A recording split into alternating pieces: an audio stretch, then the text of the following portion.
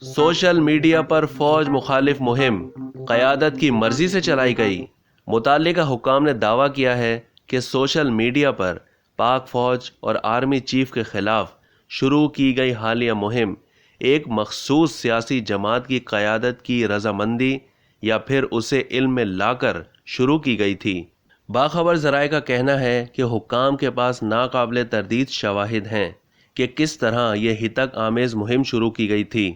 ذرائع کا کہنا ہے کہ ISI اور FIA بنیادی طور پر اس معاملے کی تحقیقات کر رہی ہیں اور ایک ہفتے میں اپنی تحقیقات مکمل کر لیں گی۔ جیسے ہی تحقیقاتی رپورٹ مکمل ہو جائے گی، اس کے بعد حکام فیصلہ کریں گے کہ معلومات عوام کے لیے منظر عام پر لائی جائے یا نہیں۔ جو کچھ بھی اس تحقیقات کے دوران سامنے آ رہا ہے، اس سے واقف ایک سرکاری ذریعے سے جب پوچھا گیا کہ کیا یہ توہین آمیز مہم سیاسی جماعت کی ہدایت پر شروع کی گئی ہے، تو انہوں نے کہا کہ یہ کام سیاسی قیادت کی مرضی سے ہوا ہے یا پھر اسے اس کا علم ہے۔ اس نمائندے کی جانب سے رابطہ کرنے پر ایک اہم سیاسی جماعت کے رہنما نے بتایا کہ عموماً ایسی مہم بھارت کی جانب سے شروع کی جاتی ہے۔